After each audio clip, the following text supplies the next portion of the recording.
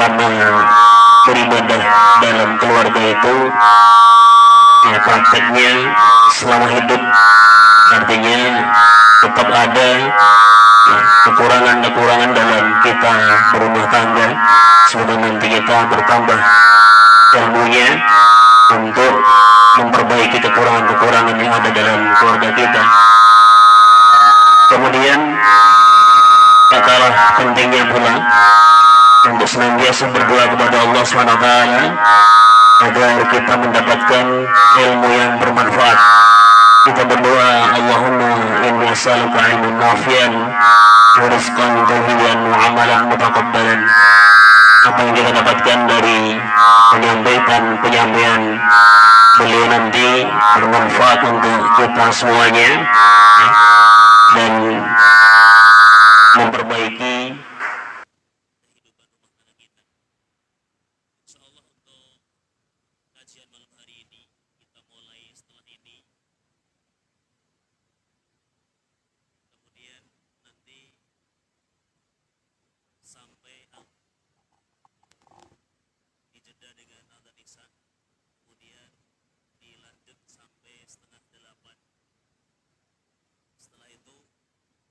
sesi tanya jawab sampai selesai dari 7:30. Kemudian nanti kita baru melaksanakan sholat isya. Tidak panjang lebar apa yang saya sampaikan, semoga kita semuanya bisa mendapatkan manfaat dari apa yang nanti ilmu-ilmu yang beliau sampaikan, dan insya Allah beliau sudah ada di tengah-tengah kita. Untuk itu kami persilahkan kepada beliau. Tafadhol Ustaz. Assalamualaikum warahmatullahi wabarakatuh.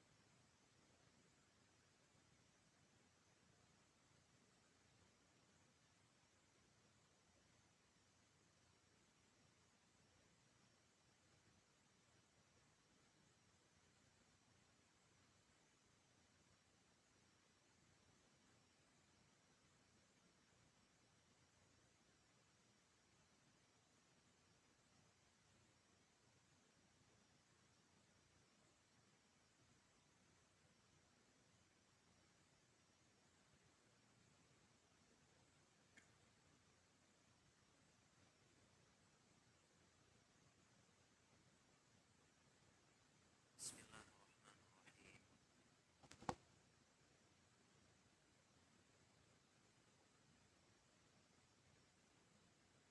Ala asyrafil anbiya'i wal mursalin Muhammadin wa ala alihi wa sahbihi ajma'in, amma ba'd. Para jemaah kaum muslimin dan muslimat yang semoga dirahmati dan disayangi oleh Allah Jalla Jalaluh. Assalamualaikum warahmatullahi wabarakatuh. Alhamdulillah, segala puja dan puji kepada Allah. Salawat dan salam kepada suri teladan kita Nabi Muhammad sallallahu alaihi wasallam.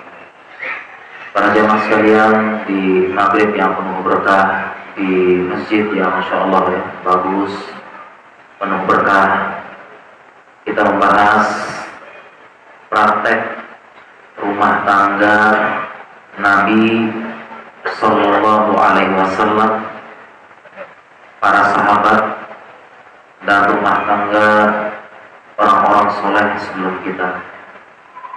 Kita akan bacakan bagaimana prakteknya, kisahnya, dan faedah-faedahnya. Para jemaah sekalian, sejatinya tema rumah tangga ini sejak dulu saya berprinsip yang lebih berhak menyampaikan tema-tema rumah tangga, keluarga itu adalah para ustadz senior kita, sepuh kita yang udah 30 tahun, 40 tahun berumah tangga. Itu yang lebih berhak memberikan nasihat. Mereka udah makan asam garam kehidupan. Ya, itu yang lebih berhak. Ya, adapun kalau saya pribadi, ini sekedar sharing ilmu yang kita dapati setelah umur 40. Ya, setelah usia kita 40 ke atas, saya udah 40 ke atas. Ini masih kurang. Kita hanya berbagi, sharing, dan kita bersama-sama karena salah satu yang perlu kita jaga memang rumah tangga. Nanti kita bacakan hadisnya. Salah satu prestasi terbesar setan adalah menghancurkan rumah tangga kaum muslimin. Dan rumah tangga kaum muslimin ya bisa kokoh di atas ilmu dan tauhid. Ilmu dan tauhid. Ya. Kalau saya pribadi terus terang lebih suka tema-tema ilmiah. Seperti besok kita daurah. Kalau ada daurah. Saya ambil kitab Taib, saya terjemahkan, kemudian menjadi perdana. Kita bahas sampai tuntas. Nah, saya pribadi lebih suka tema itu. Tapi karena biasa komunikasi dengan panitia, tema apa nih? Ustaz, tema keluarga, Ustaz. Tema keluarga. Tapi begitulah yang namanya agama para jemaah sekalian. Ad-dinu nasihat. Agama itu adalah nasihat. Tawassaw bil haq, tawassaw bil haq. Sabar.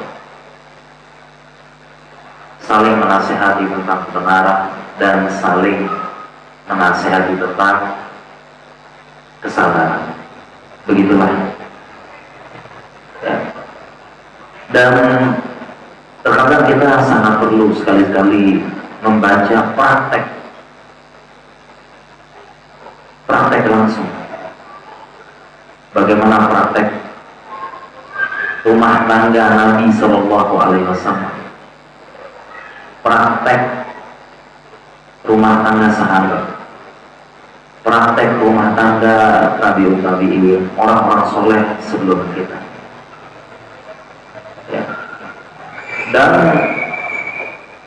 rumah tangga itu fondasinya ilmu dan tauhid sebenarnya. Akidah yang baik, ilmu yang baik. Ya. Mendekatkan diri kepada Allah. Jadi karena dalam rumah tangga itu kita bawa ilmu-ilmu tauhid kita.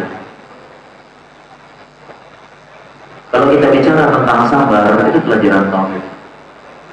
Sabar dalam kitab tauhid ya. Ada 3 macam. Sabar melakukan ketaatan, menjaga diri dari maksiat, dan sabar ketika mendapatkan musibah. Idza u'tiya syakara wa idza tuliya sabara wa idza annaba istaghfara fahadhihi salas unwan sa'adah. Ini kan pelajaran tauhid dasar. Kalau dapat kenikmatan bersyukur, kalau diuji dengan ujian bersabar, dan kalau melakukan kesalahan segera istighfar. 3 ini tanda kebahagiaan, dan 3 ini diterapkan dalam rumah tangga. Sabar, bersyukur, sabar, dan kalau salah segera istighfar. Kita bersyukur dengan kebaikan pasangan kita, bersabar dengan berbagai kekurangan, sebagaimana pasangan kita pun bersabar dengan kekurangan-kekurangan kita. Kemudian kalau kita bersalah, segera ngaku salah. Jangan lama-lama, jangan drama-drama dulu, jangan silent treatment, didiamkan lama, tunggu paham. Udah usia udah 40, udah gak usah main drama-drama rumah tangga ya.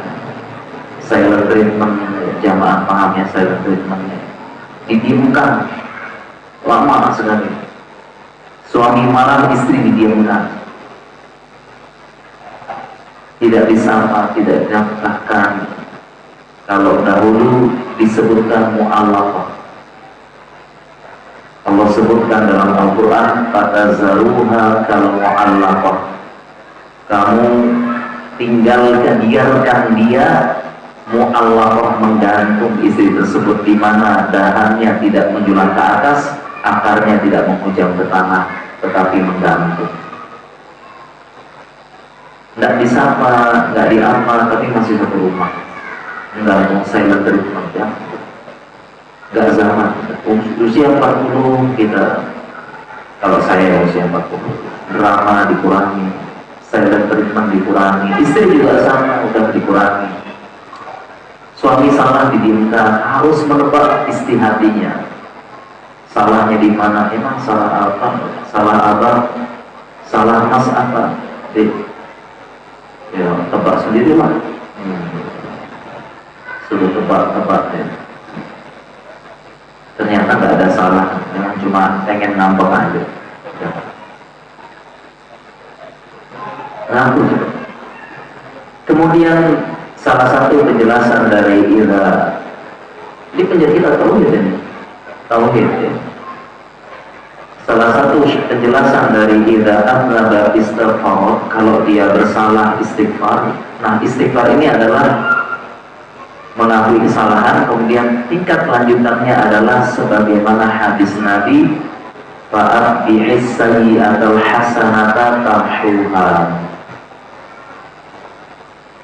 segera iringi kebaikan dengan segera iringi keburukan dengan kebaikan, dibalas. Tamhuha, dia akan menghapus. Contoh dalam rumah tangga, kalau kita melakukan kesalahan kepada istri, kita berempat misalnya, hancur hatinya berkeping-keping, karena para istri itu dia kuat memasak sambil menggendong anak, dia kuat menyapu sambil mengurus anak, dia kuat bangun berkali-kali tengah malam menyusui anak, dia kuat. Tetapi sekali saja bentakan suami, luluh, lemah, hancur dan berkeping, hanya membentak. Ketika suami khilaf, bentak istri, kasar, jangan dibiarkan terlalu lama. Minta maaf dan segera iringi dengan kebaikan. Tamhuha, dia akan menghapus. Segera iringi dengan kebaikan, segera dielus, dipeluk, diajak jalan-jalan, diajak ngopi, diajak ke pasar, diajak ke mall, ditransfer, dibawain sebelah, dibawain cilok, di check out kan. Itu fa'atbi'is sayyi'atal hasanata tamhuha. Demikian juga istri ketika berbuat salah pada suami, segera minta maaf, jangan lama-lama, dan iringi keburukan tersebut dengan kebaikan. Jangan lama iringi, segera masakan kesukaan suami, ya, menunjukkan perhatian, ya, segera mungkin pijit-pijit suami, memberikan pelayanan. Ini konsepnya tauhid.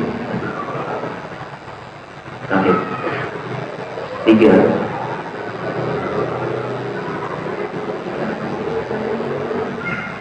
Jangan lama, jangan silent treatment. Lama. Kenapa? Karena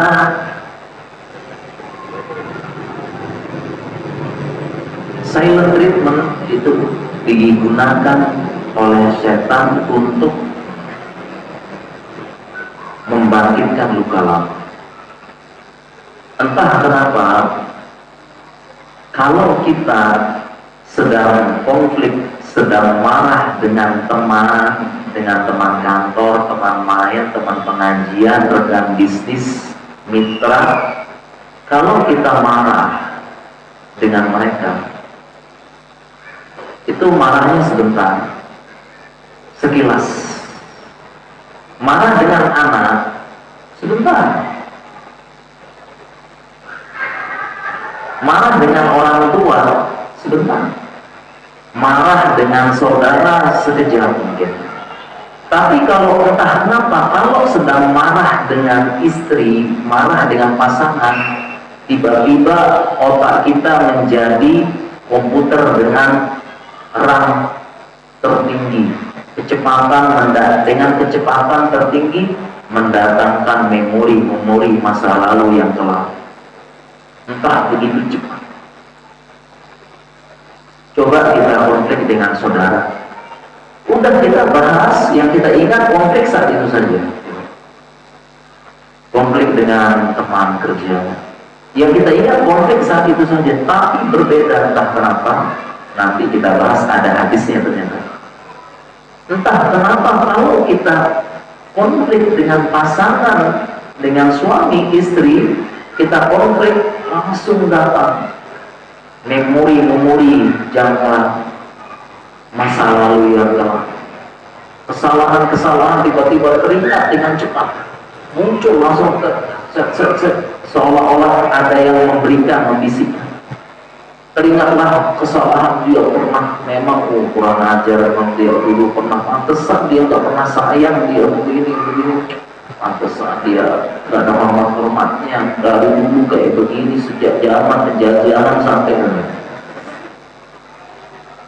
Dia nggak pernah sayang, sejak zaman di sejarah sampai sekarang nggak pernah sayang, memang gitu. Itu yang muncul. Kenapa? Kalau dengan pasangan begitu, marahan, ngambekan, muncul kenangan-kenangan dulu. Makanya jangan lama-lama. Segera salah satu sadar, buang gengsi, minta baikan. Dan memang ada hadis.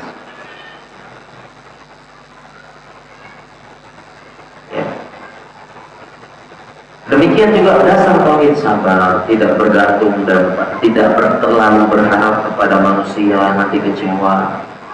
Demikian juga rumah tangga, katanya sekarang banyak yang hancur karena nafkah, ekonomi, ya, urusan uang.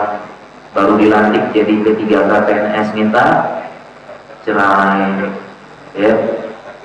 Diajarkan tawakal, mencari nafkah dalam rumah tangga, mengatur rumah tangga, qanaah, menerima takdir Allah, menerima pasangan. Banyak yang menyesal. Ini pelajaran tauhid sebenarnya, menerima. Banyak yang menyesal, terutama ibu-ibu, mohon maaf, nangis-nangis gitu. Kok bisa ada suami kejam kayak gitu? Suami saya MPD, Ustaz. Kejam, suami saya nggak tanggung jawab. Suami saya begitu. Nah, sebenarnya kembali kepada pelajaran tauhid. Takdir Allah,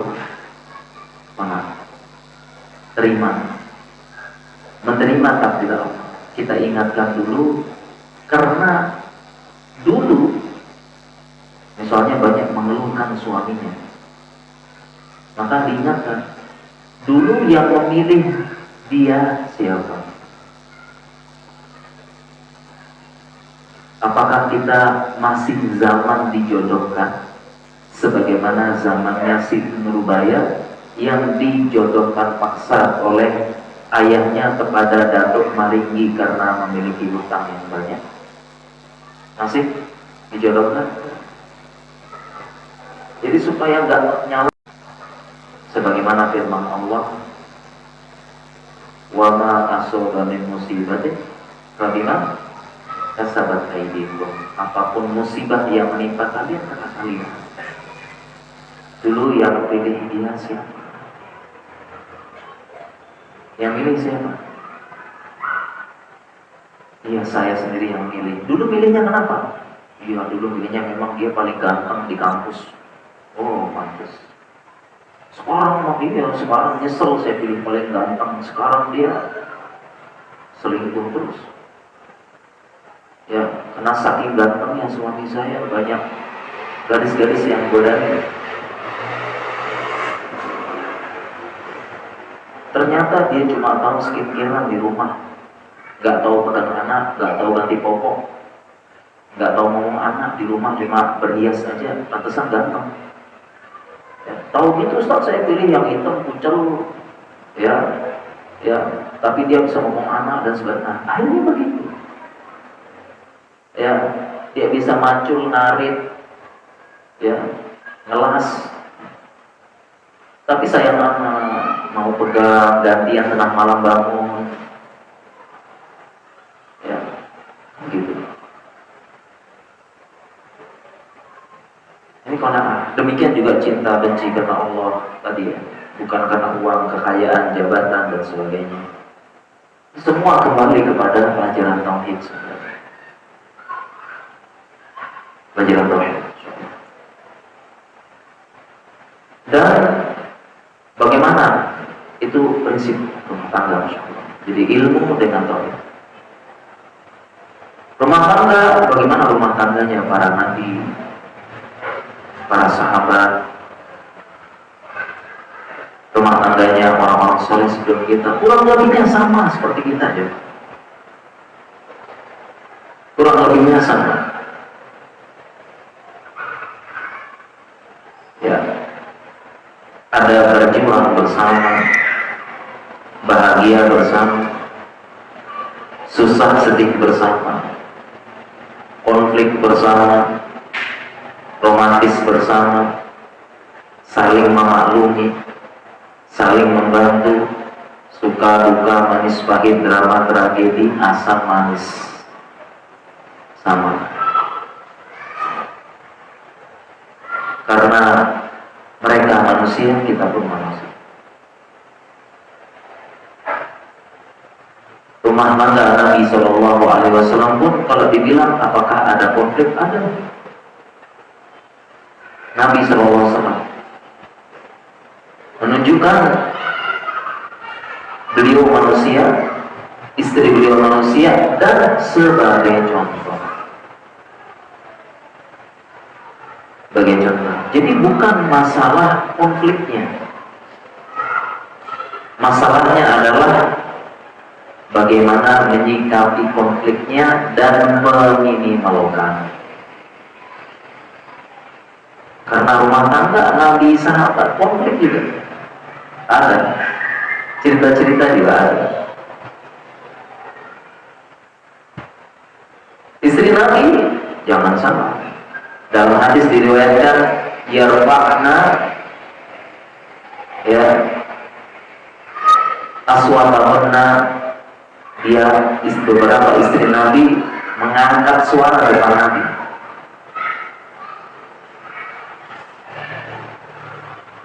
Mengangkat suara depan Nabi.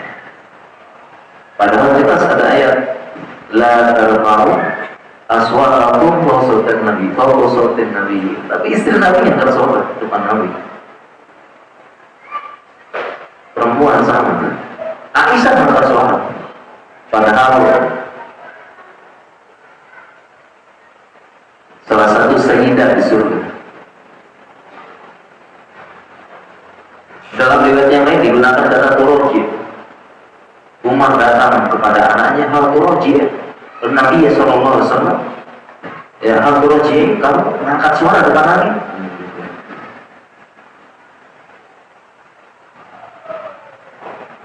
Tapi bukan masalah itunya, bagaimana meminimalkan dan tadi menyelesaikan. Dan Nabi Sallallahu Alaihi Wasallam memberikan contoh terbaik. Para sahabat juga demikian. Semua.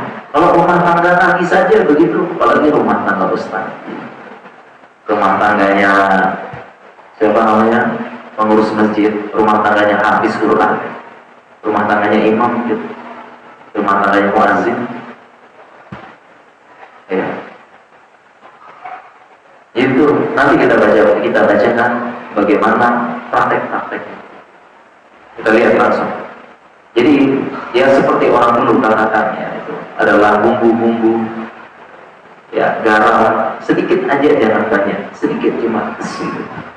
Jangan banyak, justru itulah yang membuat sedap. Dan justru kalau nggak ada konflik, ya kita nggak bisa sayang-sayangan setelah konflik. Tidak bisa sayang-sayangan lagi setelah konflik. Emang enaknya sayang-sayangan itu setelah konflik, tapi jangan sering-sering. Jangan sering-sering. Ya begitu ya, apalagi perempuan suka ya, habis konflik sayang-sayangan. Makanya itulah mereka. Ya perempuan memang suka memainkan perasaan. Ya kalau laki-lakinya terlalu baik, dia cari cara gimana agak konflik sedikit. Begitu ya. Perempuan yang begitu, memainkan perasaan.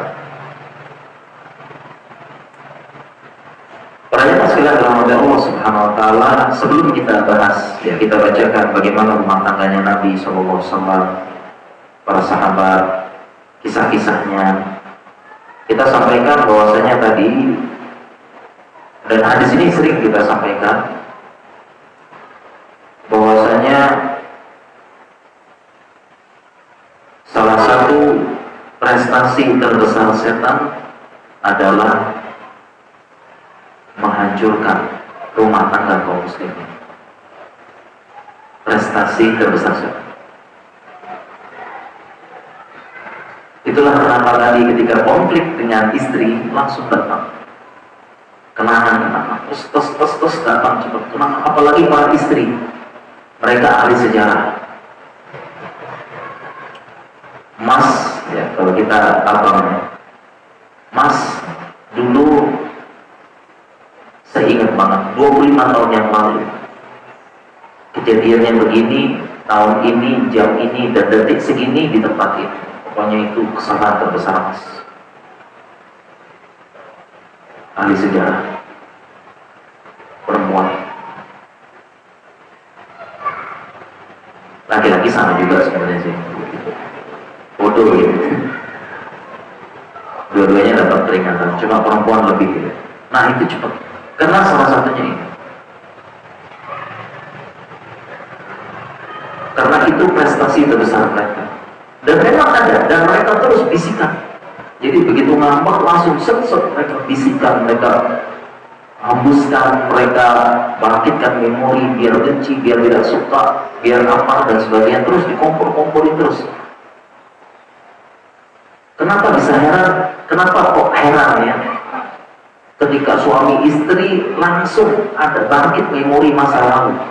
Karena memang setannya berusaha dapat yang terbaik, prestasi terbesar. Jangan heran, karena ada contoh yang lain. Jadi memang ada setannya terus bisik-bisikin. Ada yang terus pengen hancurin. Dan jangan heran, contoh lain yang seperti ini adalah ketika kita sholat. Setiap sholat dalam hadis disebut ada setan namanya minzib. Sebagian riwayat dibaca khanzab. Ini setan khusus yang membisikkan ketika sholat. Yang diriwayatkan kalau kita azan dia lari terkentut-kentut supaya tidak mendengar azan. Nanti kemudian dia goda, ketika qomat lari lagi terkentut-kentut supaya tidak dengar. Kemudian ketika sholat datang lagi, kemudian dia membisikkan uhkur kada, ingat ini dan ingat itu. Itulah yang menjawab pertanyaan kenapa kalau kita sholat Allahu Akbar langsung dunia lain, langsung tiba-tiba menghayal masuk sana masuk sini, karena tadi ukur kaza, coba ingat ini ingat itu, ada yang bisikin hanya di sholat langsung ya. Kita lupa langsung masuk dunia lain. Ya Allah ini, bahkan tadi imam baca apa kita nggak tahu surat apa, padahal kadang-kadang imam sekitar, kalau imam tadi enggak ya, kadang-kadang antara kita itu paling ya tikul nas gitu-gitu, tapi ditanya tadi baca apa, nggak tahu. Kenapa? Karena memang ada setannya. Entah kenapa, hanya sholat yang kayak gitu. Coba yang lain enggak. Karena ada setannya, katanya Nabi SAW. Dan entah kenapa begitu, Assalamualaikum warahmatullahi wabarakatuh, baru kita sadar, oh di masjid.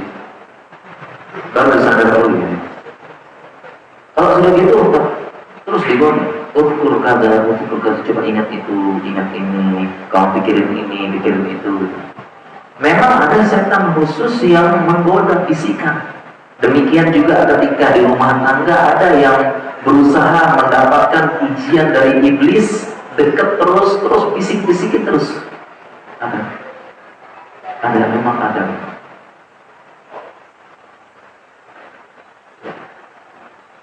Dibisikin terus.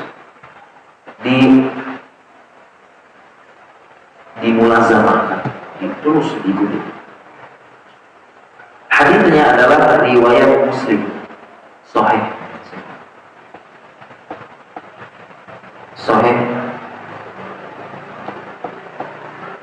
Rasulullah SAW bersabda, Inna iblis yad'u arsyahu alal ma'. Sesungguhnya iblis meletakkan singgasananya di atas air. Jadi singgasana iblis di atas air. Cuma nggak tahu di mana. Segitiga bermuda nggak tahu. Jadi konteks hadis disebutkan singgasana dulu karena ada kaitannya nanti di singgasana. Tsumma yab'atsu sawayahu, kemudian iblis mengutus utusan-utusannya. Diutus dari atas arsy, dari atas singgasananya. Kalau singgasana tinggi ya, kerajaan zaman dulu tinggi ya. Ada berapa tingkat ke bawah dia tinggi. Di bawahnya baru rakyat dan penasihat dia di atas. Tsumma yab'atsu sawayahu, kemudian dia utus pasukan-pasukannya. Jadi memang iblis memang dia punya pasukan yang menggoda ustaz, yang menggoda ulama, yang menggoda siapa ini? Oh ini mah masih baru ngaji, nah ini aja yang godanya. Nah ini ahli maksiat udahlah, jalan sendiri otomatis ya. Jadi sudah ada yang dia utus, ya macam-macam sudah ada macam-macam. Ya dia utus masing-masing. Kemudian fa'adana minhum manzilatan wa a'zamuhum fitnah. Kemudian tiba saatnya melapor. Yang melapor ini kedudukannya paling tinggi manzilah wa a'zamuhum fitnah, dan yang paling besar fitnahnya, kerusakannya. Dia mulai lapor. Yaji'u ahaduhum, datang kepada iblis melapor. Wahai iblis, fa'altu kadza wa kadza. Wahai iblis, aku telah melakukan ini dan itu. Tadi disebutkan a'zamuhum fitnah, paling besar kerusakannya. Dan tentunya laporan kepada raja bukan laporan yang remeh-temeh. Fa'altu kadza wa kadza, aku telah melakukan ini dan itu. Manusia rusak, manusia hancur, dia maksiat di mana-mana, perzinahan, mabuk, menipu, korupsi, hancur pokoknya. Apa kata iblis? Ma sona'ka syai'an, engkau belum melakukan apa-apa. Boleh. Tsumma yaji'u ahaduhum, datang lagi. Wahai iblis, fa'altu kadza wa kadza. Wahai iblis, aku sudah melakukan ini. Oh, ini lebih rusak lagi nih, lebih hancur lagi. Kalau tadi maksiat, sekarang fazayyana lahum syaitanu a'malahum. Allah setan hias-hiasi maksiat tersebut. Maksiat jadi dibungkus jadi kebaikan. Riba jadi bunga ya. Haram jadi haram. Kempul kebok kohabitasi. Pelacur ya, pekerja ya. Mulai dinormalisasi, bahasanya Gen Z. Oh sekarang sudah dibuat biasa. Perempuan keluar malam-malam biasa. Udah saya buat biasa. Kembali iblis mengatakan, ma sona'ta syai'an, engkau belum melakukan apa-apa. Tsumma yaji'u ahaduhum fayaqul, tiba-tiba ada yang melapor, kemudian dia mengatakan, wahai iblis, ma faraqtuhu hatta faraqtu bainahu wa baina imro'atihi. Wahai iblis, aku sudah melazimi pasangan suami istri. Aku ikutin terus. Tidaklah aku tinggalkan mereka, melainkan dia telah menceraikan istrinya. Ya, apa yang dilakukan iblis? Fayudni. Kemudian iblis pun mendekati setan tersebut. Tadi disebutkan di awal, Nabi menyebutkan arsy. Maksudnya adalah Nabi ingin menunjukkan iblis itu turun dari arsy-nya, mendekati setan tadi. Lanjut dikit ya. Kenapa Nabi sebut arsy tadi itu? Ingin menunjukkan setan tadi itu ini. Setan iblis dari arsy-nya turun mendekati setan tersebut, seolah-olah menyambut panglima perang yang menang dalam pertempuran dahsyat. Dia deketin, dia turun dari singgasana, deketin payudanihi wa yaqul. Kemudian iblis mengatakan kepada setan tersebut, ni'ma syaitanu anta, kamu sebaik-baik setan. Riwayat Muslim. Dan dalam bahasa Arab, nikmah itu menunjukkan puncak dan sebaik-baik. Ni'mal maula wa ni'man nasir. Kira-kira jamaah bertanya-tanya enggak, kok bisa? Yang tadi iblis mengatakan, ma sona'ta syai'an, kau belum ngapa-ngapain. Kok sekarang tidaklah aku tinggal, kamu udah cerai, tawa, habis, cukup sekian dan terima kasih. Tiba-tiba iblis rela turun dari singgasananya, ngomong, nikmat syaitanu an, sebaik-baik setan emang. Kira-kira penasaran jemaah, kok bisa? Saya pun juga, kok bisa ini? Tapi kan kerusakannya enggak a'zamu fitnah. Kok bisa? Nah, setelah baca penjelasan ulama baru paham. Kita lanjutkan setelah azan maghrib. Isya atau maghrib ya? Isya atau azan dulu tadi ya? Benar benar Isya.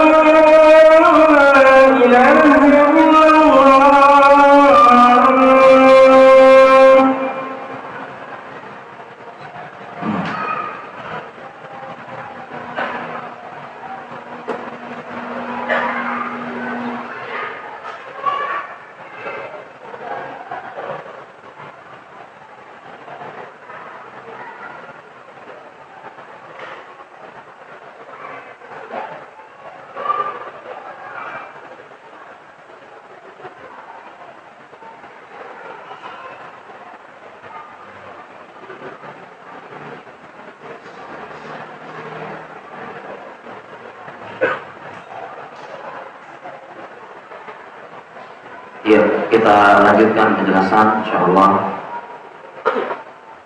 Kita lihat penjelasan ulama terhadap hadis ini. Jadi ketika kita membaca hadis, kita perlu lihat penjelasan para ulama. Karena kalau saya pun sama di awal-awal kok bisa. Tadi azumul fitnah. Ini menghancurkan rumah tangga teman-teman. Dari penjelasan para ulama, padahal jelas itu ya. Yang aku saroya jamaah sariyah wahum junudun minasyayatin, pasukan-pasukan setan. Ya, kemudian syarah dari adnahum manzilatan aqrabu syayatin ila iblis, orang terdekat iblis yang lapor. Ya. Wa asyaduhum ifsadan fil ardh, paling merusak di muka bumi yang lapor tadi. Tapi masih masalah syaitan dari iblis. Ya. Suruh balik. Kemudian kok tiba-tiba ya, ada yang seperti ini. Kenapa bisa? Sampai iblis rela turun dari singgasananya ke Yudun ini, dia turun. Dia puji. Ya, ayyuhal iblis minhu. Dia turun, dia dekatkan. Syarah yang lain ada yang bilang Yudun itu dia iblis yang turun. Ada syarah yang lain mengatakan ayyuhal iblis minhu. Iblis yang mendekatkan dia, disuruh naik ke singgasananya. Penjelasan yang lain, wa yarfa'u manzilatahu, dia tinggikan kedudukannya, wa yusni alaihi, dia puji-puji depan malaikat, dari depan malaikat lagi di depan ayat ini ya. Dia puji-puji depan setan-setan yang lain ini loh. Ini penjelasan yang lain. Dia yuqarribuhu, dia dekati, dia angkat kedudukannya, yusni alaihi, dia puji. Nih, baru setan. Insyaallah ya. Wazalika ahadul a'mal bilal iblis, ini paling iblis sukai. Sekarang kenapa kira-kira? Kenapa kira-kira? Penasaran nggak? Biar penjelasan dulu. Kok bisa? Kenapa pada jamaah ada 3 penjelasan? Sebagian ulama menyebutkan 5 alasan, tapi sebenarnya 3 dari sumber yang lain. Pertama, kharabul bait, rumah tangga hancur.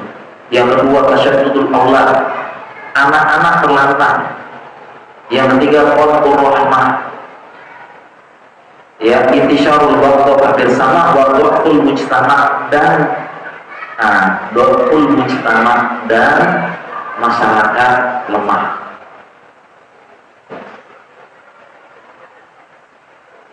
Jadi kenapa rumah tangga hancur? Pertama, diringkas dari hal tersebut, karena rumah tangga hancur dulu. Disebutkan kharabul bait. Kharab itu kayak bangunan ini terus runtuh, terjemah enaknya runtuh. Ya, runtuh. Karena kalau runtuh, runtuhannya itu melimpah. Runtuhannya melimpah. Beda kalau yang lain-lain.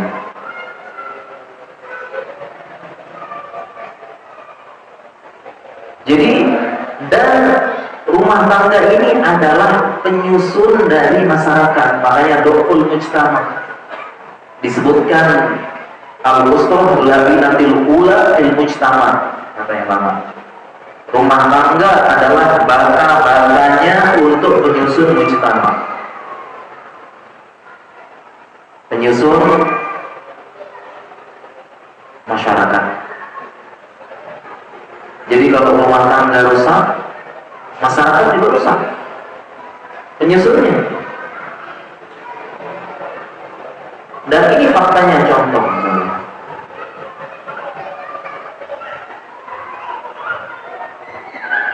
Yang namanya perceraian, tadi kan ada cerai ya. Yang namanya perceraian umumnya proses kronik. Cerai itu proses kronik, ini bahasa kedokteran kronik, tahu jemaah? Lawannya akut, kronik itu lama. Yang namanya cerai itu pasti peristiwa yang lama, penyakit kronis lama. Tidak ada cerai itu akut tiba-tiba cerai. Ada tak? Tiba-tiba cerai? Ya. Ada yang tiba-tiba cerai, tiba-tiba ngomong sama istrinya B, kita udahan ya, cukup aja. Ya. Kenapa bang? Ya udah cukup aja. Gak ada. Yang namanya cerai itu proses kronik. Dimulai dari apa? Konflik, berkelahi, adu mulut, ngambek-ngambekan, marah-marahan, ini dan sebagainya, sindir-sindiran dan sebagainya. Gak mungkin cerai itu langsung cerai lama dulu. Bisa jadi berbulan-bulan, bertahun-tahun, konflik, cerai. Nah, ini yang disuka oleh syaitan, disuka sama iblis. Ketika suami istri konflik, marah-marahan, inilah yang menyebabkan masyarakat lemah. Lagi contoh suami marahan sama istrinya, maka suami tidak konsen kerja di kantor, tidak produktif. Ini yang dimosetan, nggak produktif. Di rumah berkelahi dan kerja di kantor nggak produktif. Ini yang dimosetan. Sholat nggak khusyuk. Ini yang dimau.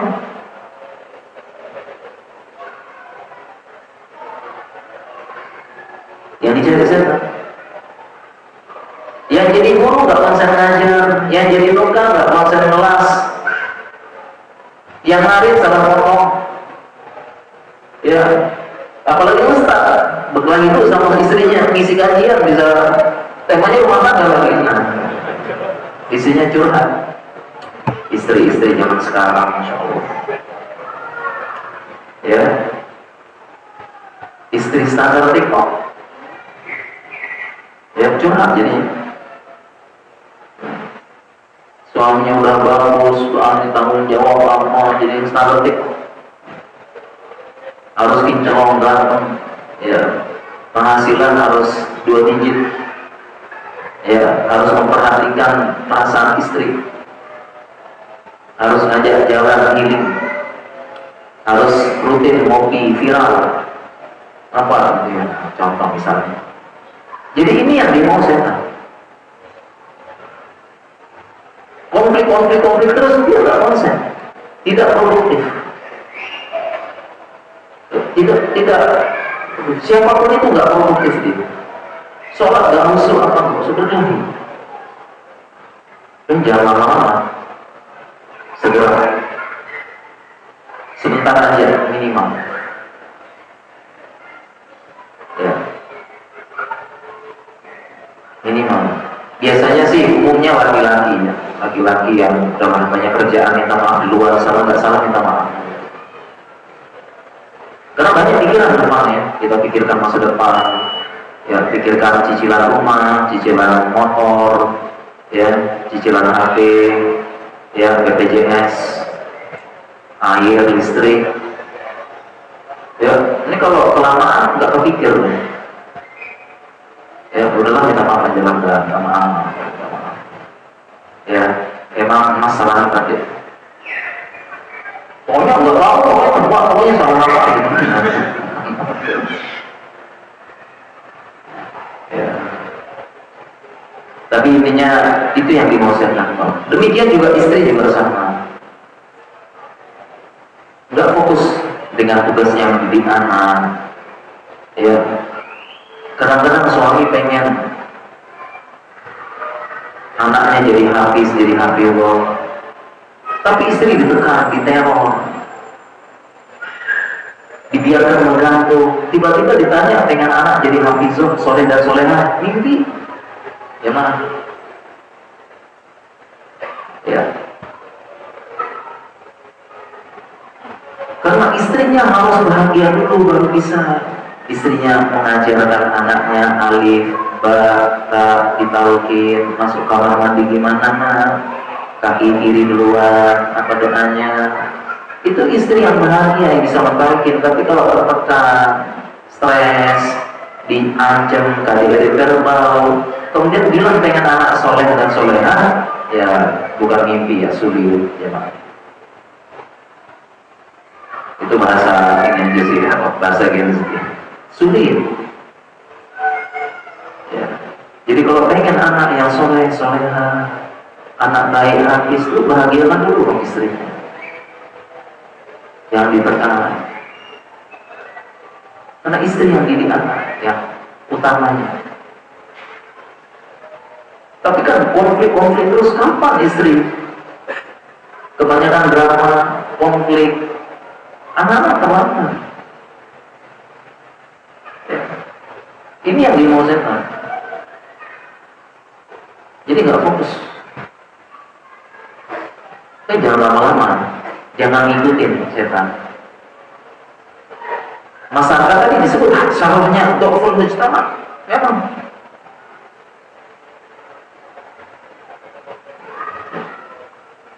Nggak fokus. Kalau sedang berkelahi di rumah, nggak enak. Apalagi di zaman sekarang, di rumah berkelahi, keluar rumah, zaman dulu keluar rumah. Nanti kita praktek sama gitu. Ya, nanti kita jelaskan ya. Ali konflik dengan Fatimah, keluar rumah. Ali keluar. Kalau sudah memuncak, keluar. Tapi ada tahapannya nanti ya. Ini udah memuncak, Ali keluar rumah. Tapi keluar rumahnya ke masjid. Ini belum apa-apa, belum ada tahap nasihati, pindahkan, ini dan sebagainya, tahapan. Ini belum pakai tahap, udah keluar rumah, keluarnya ke mall lagi. Atau ke kafe, ya, beli kopi, disiapin ya. Di sana dia lagi marah sama istrinya, langsung keluar rumah, depan kafe. Yang nyambut, perempuan. Dengan mendayu-dayu, insya Allah. Ada yang bisa dibantu, Mas? Allah. Kebetulan itu jual ayam, dia nawarin, Mas mau pesan paha atau dada, Mas? Wah, ada juga.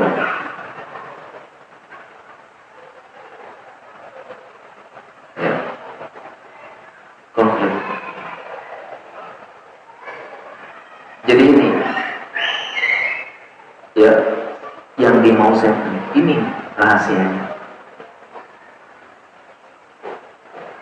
tidak efektif, tidak produktif.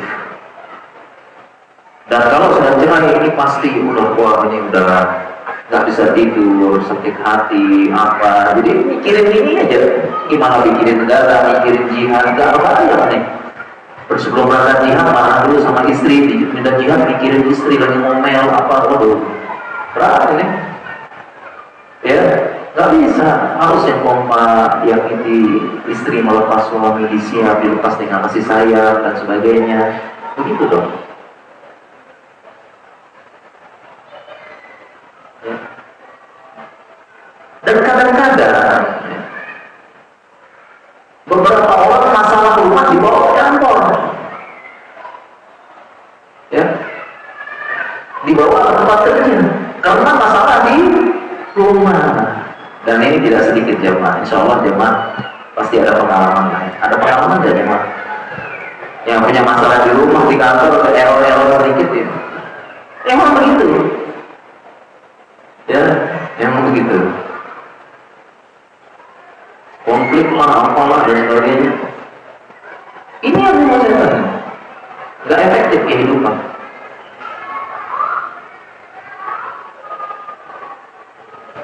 Kemudian alasan yang kedua, ya, tasyabbuh aulad. Anak-anak terlantar, anak-anak jadi korban.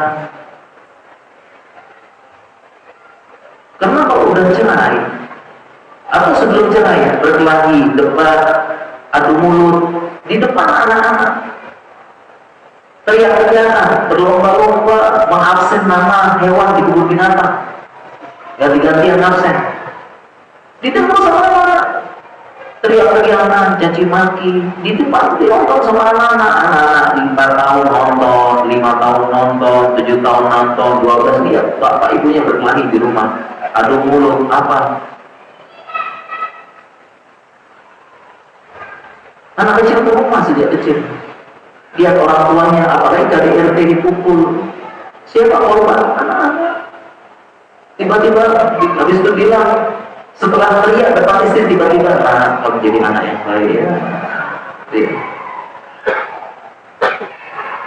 Anaknya main-main, teriak-teriak, jangan teriak-teriak dong, teriak-teriak juga depan rumah. Ya, nah kamu jadi anak perempuan yang lembut dikit, nah ibu gimana? Saya lihat ibu ngomel dengan kecepatan 150 km per jam, tak bisa.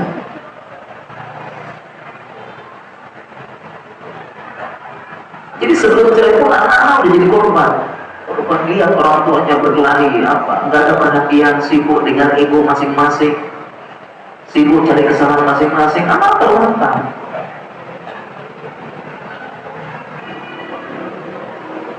Apalagi ini setelah cerai, makin terlantar lagi. Korban dari ibu.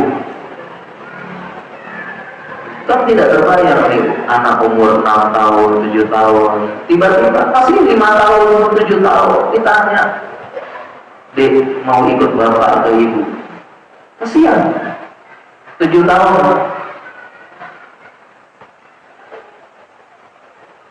Atau 5 tahun dibawa sama ibunya, adonan ibu. Jalan-jalan ke taman, Bu, bapak di mana? Kok udah gak pernah ketemu? Gimana kira-kira cuma jawabnya? Kasihan kan sama anak kita, hanya karena ego kita. Ya. Apalagi setelah cerai pasti ada drama rebutan anak. Setelah menang dicegah pasangannya ketemu dengan anaknya.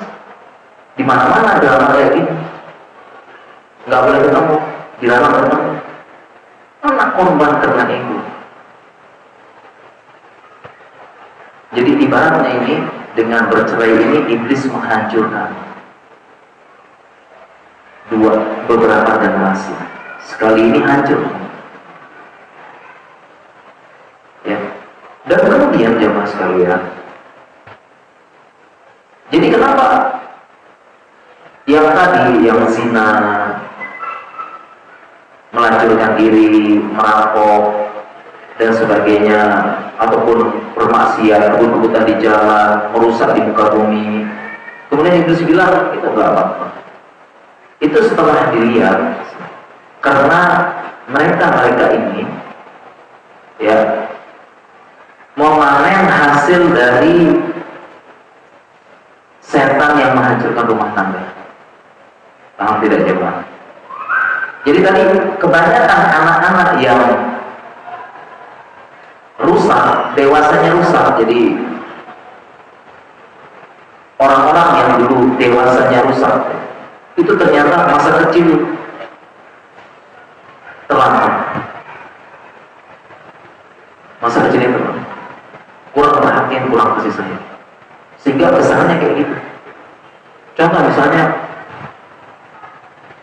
sekarang kalau kita ngomong pelacur, ya, perempuan pelacur, pertanyaan saya itu cuma satu, mana bapaknya, mana saudara laki-lakinya?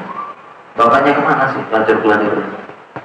Bapaknya kemana? Karena bapak orang itu, jangan kira pelacur itu mereka melacur, mereka kurang perhatian, terpaksa dan sebagainya kan. Bapaknya mana? Tidak tanggung jawab. Dia kan mereka kan korban dari rumah tangga, keegoisan orang tuanya.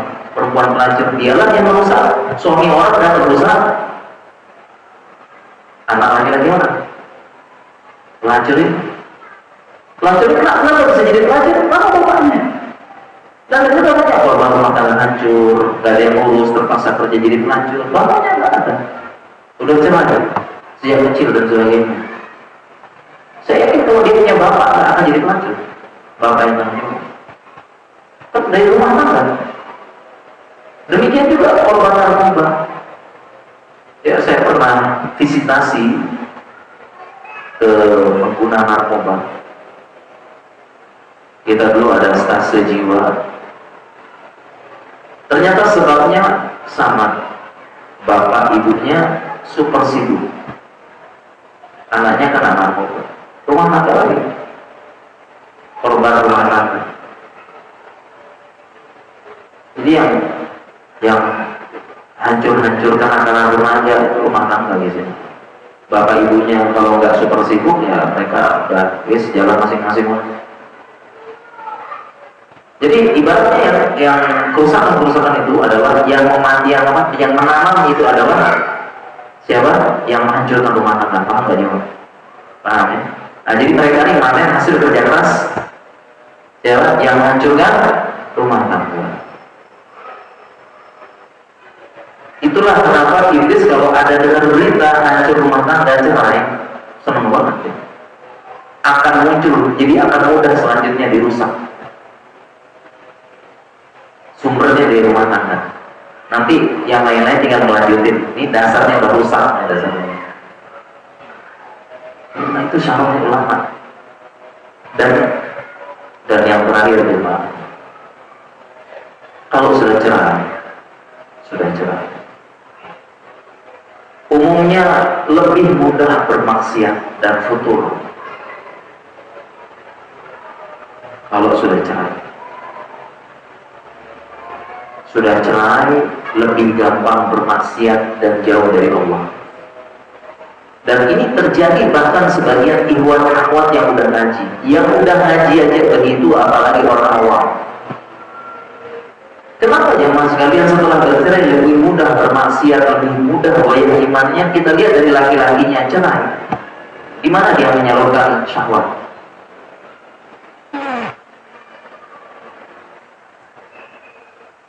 Kebetulan apa?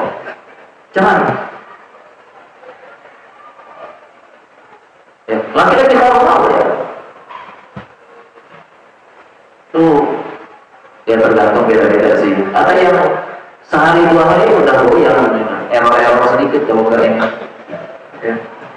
Udah susah, apa-apa yang susah. Ini cerai.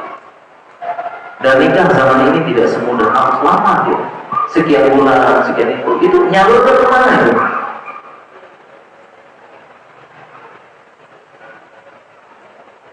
Sehingga mulai dia bermaksiat, mulai dia goyang-goyang habis waktunya. Mulai gampang emosian, tidak stabil jiwanya, gampang marah, kan begitu. Laki-laki kan gitu. Jadi yang ketiga ini dampak setelah nikah. Nah, ini sudah dan itu dimanfaatkan oleh setan-setan yang tadi.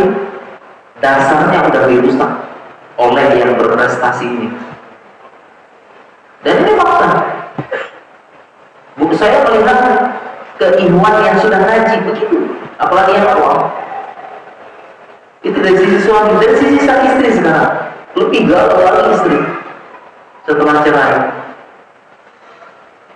Namanya perempuan, dia lebih ke arah kasih sayang, belayan. Setelah jadi janda, banyak yang mainin. Dia pun menyambut, senang. Dan dia pun berharap bisa segera nikah lagi untuk membuktikan kepada mantan suaminya, saya masih laku dan saya mendapatkan yang lebih bagus dari kamu. Tapi sisi itulah yang dipermain-mainkan oleh para laki-laki yang tidak bertanggung jawab. Banyak janda dimain-mainin, diapakan, diginikan, ya cuma sekedar main-main, cuma nyicip pergi dan sebagainya. Lebih galau lagi. Akhirnya apa? Dulu ya dia akan ahwal multazimah pakai cadar, setelah cerai mulai buka cadar, mulai foto, mulai genit lagi, mulai ingin menunjukkan kecantikan lagi, pengen menunjukkan dia masih laku, masih laris dan sebagainya. Fakta aja. Ahwal yang udah ngaji setelah cerai, kejadian tidak satu dua. Dasar udah dirusak, tinggal dilanjutin sama yang tadi. Fakta ya. Yang dulunya dia multazimah, tiba-tiba gampang goyang, gampang cekcok sana sini dengan laki-laki lain. Mulai posting, mulai centil di sosmed, habis cerai. Ya, perempuan begitu. Pengen membuktikan saya masih cantik, masih laku, masih ada yang mau, dan saya dapatkan yang jauh lebih baik dari kamu, mantanku, supaya kamu menyesal. Tapi nggak semudah itu, nggak semudah itu. Makanya para jemaah sekalian, Masya Allah, ini benar hadis Nabi, ini benar hadis Nabi ya, Masya Allah. Hadis Nabi sangat benar. Ayyuma ra'atin sa'alat zawjaha tolak bigoyri mabasin fa'arum alaiha ra'ihatul jannah. Perempuan manapun yang minta cerai sama suaminya tanpa alasan yang syar'i, haram baginya bau surga. Hadis ini bukan untuk menjelekkan perempuan, tapi untuk melindungi perempuan. Melindungi perempuan. Karena banyak perempuan itu dapat bisikan yang manis tapi beracun. Kata-kata yang manis tapi beracun, menusuk mati. Udahlah, gak usah pertahankan sama dia. Kalau saya jadi kamu, gak tahan sama dia. Apa? Suami yang begitu? Ya Allah. Ibu-ibu, ya wah ini kok aku kuat sekali. Kalau saya jadi kamu, gak tahan sakit. Udahlah, suami kayak gitu jangan. Hati-hati akhwat.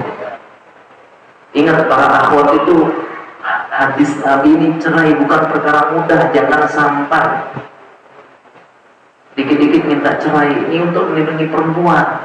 Itu kata-kata manis beracun. Betapa banyak perempuan itu dia menyesal setelah bercerai. Nyesel, nangis.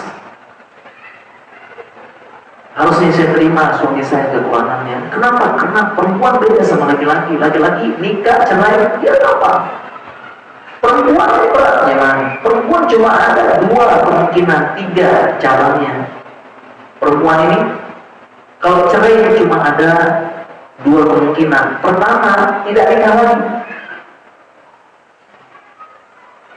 Tidak nikah lagi. Dia ngurus anak sendiri. Dikira apa ngurus anak sendiri? Jangan termakan racun. Udah kamu sendiri aja. Kamu insya Allah gitu. Dikira apa? Banyak perempuan nangis ngurus anak sendiri. Tiba-tiba jadi single factor, ngurus uangnya, ngurus apanya, ngurus ininya. Ini pilihan pertama, gak nikah lagi. Dikira apa? Berat ini ngurus anak sendiri. pikirin uangnya, pikirin SPP, pikirin apa dan sebagainya. Makanya jangan bermakan racun. Udah, cerai aja, cerai aja. Racun ini, manis tapi beracun. Jangan ya Pak, jangan. Kadang harus sabar dengan suami. Gak mudah, banyak. Kemudian pilihan yang kedua, ya pilihan sendiri gak mudah perempuan. Dia butuh laki-laki, membimbing, menguatkan, pelindungan, setidaknya memberikan nafkah banyak. Akhirnya susah, cari nafkah ternyata tidak semudah yang dibayangkan. Dunia luar keras. Dia pikir mudah, cari nafkah, besarin anak. Keras dunia uang, dunia cari uang keras. Dia pikir mudah.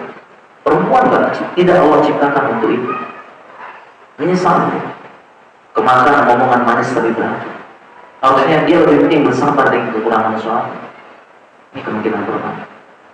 Ini sungguh melindungi perempuan. Oh, banyak ceritanya seru. Enggak mudah. Nangis. Kemudian yang kedua, nikahan. Dan ini pun ada dua kemungkinan. Pertama, nikah dengan duda. Ya. Kalau dapatnya duren, alhamdulillah. Allah, siapa nggak mau duren? Duda keren. Tapi ini juga tidak seindah bayangan.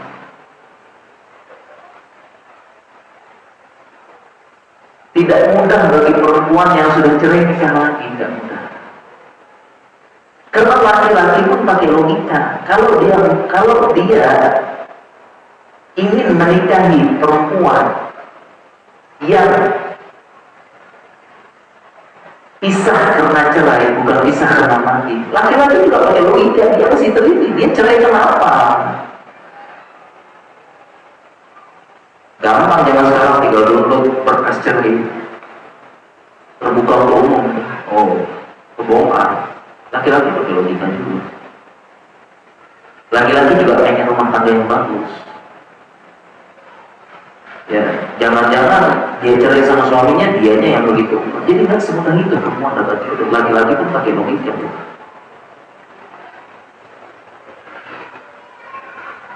Kecuali laki-lakinya berniat buruk, cuma pengen cicip-cicip, ceraikan lagi. Nah, makanya nggak sedikit kita dapat cerita perempuan cerai, nikah cerai terus. Dan perempuannya pun sama, berharap segera dapat yang baik, ternyata dapat yang lebih buruk.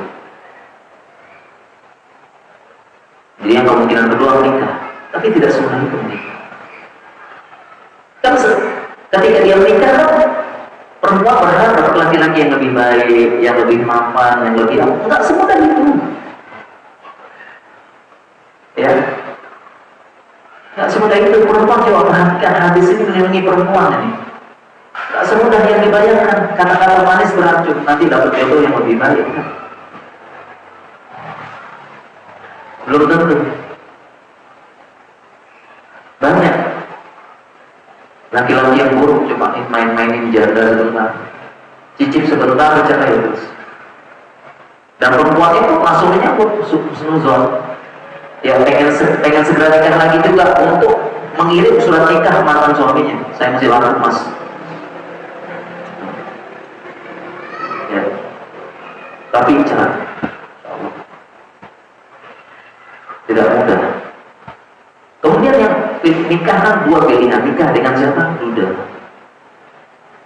Dikira nikah dengan duda tidak banyak penyesuaian. Dia harus menyesuaikan dengan anak bawaan sang duda. Enggak mudah nih. Pendekatan dulu, apa dulu dengan anak yang dulu. Anaknya misalnya tiga-tiganya dia dekati, dia bangun apa. Enggak mudah ini. Sabar lagi. Ternyata anak ketiganya nakal, anak kedua apa, sabar lagi. Ya. Mau tegas sedikit dengan anak kiri, dibilang kejam. Mau baik dibiarkan, nggak ngurus. Nah, ya. Jadi ibu-ibu jangan termakan dengan bisikan manis tapi beracun. Dikira gampang nikah sama duda. Mulai semuanya lagi, drama lagi, main perasaan lagi, nggak mudah. Akhirnya dia bilang, aduh dulu kok saya Kalau tahu yang begini mending bersabar sama suami yang lama. Ini berat ini.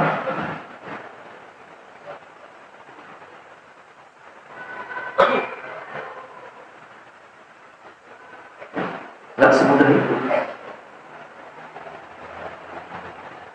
Ya. Kemudian nikah sama dulu. Kemudian pilihan selanjutnya apa? Nikah sama bahasa berondong. Bahasa gadget lagi apa? Zaman tahu nggak berondong? Nikah sama perjaka. Pilihan selanjutnya, ini pun sama. Nikah sama perjaka, dia belum punya pengalaman hidup, berarti mulai rumah tangga dari nol lagi. Konflik lagi, ketemu kekurangan lagi, ini lagi. Tahu gini kan lebih baik bertahan dengan suami yang lama, sama aja bersabar lagi dengan sebagainya, kan gitu. Jadi hadis tadi tidak boleh minta cerai tanpa uzur syar'i itu melindungi perempuan. Betapa banyak perempuan lain nangis saya dulu. Nangis apa? Lebih baik bersabar dengan kekurangan suami daripada sendiri besarin anak, capek. Dikira jadi uang gampang, ternyata ada susah dan sebagainya. Tak mudah mendidik anak. Ya, dikira indah nikah dengan duren, belum nanti malah tuanya sinis. Allah, udah anak saya sudah sukses sekarang jalan deketin susah. Drama nangis sebagainya. Nikah sama perjaka, pulang dari lagi sama lagi bereno. Asik nih dapat pertolongan. Dikira gampang, bisikan manis, racun, dari lagi. Perjakanya belum punya pengalaman, belum punya apa, lagi mulai lagi. Kita tahu gitu kan mending sama yang lama, tetap bertahan, sama aja. Ini para jamaah sekalian, Masya Allah ya. Ini penjelasan hadis tadi, ya.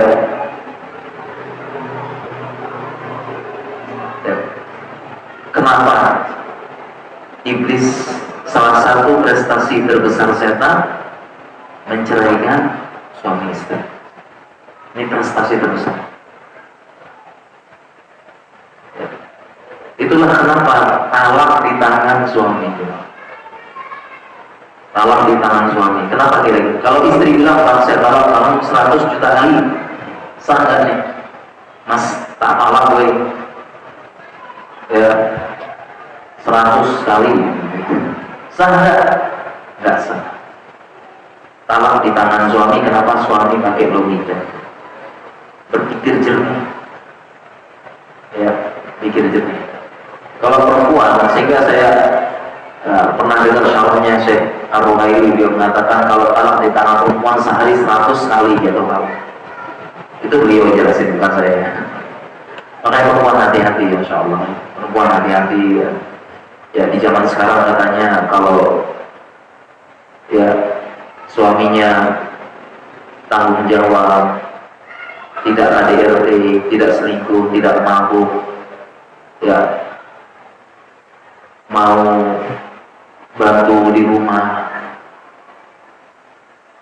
maka syukuri. Meskipun gak kaya, gak ganteng, gak romantis, gak apa, syukuri. Tanggung jawab, mau kerja, bantu di rumah, tidak KDRT, tidak mabuk, tidak selingkuh, itu sudah syukuri. Cari ridhonya, engkau bahagia dunia akhirat. Unzuri aina ma'anti minhum fa innahu jannatu wa nar. Ya, perhatikan posisimu di depan suamimu, sesungguhnya suamimu surga dan neraka. Syukuri di zaman sekarang.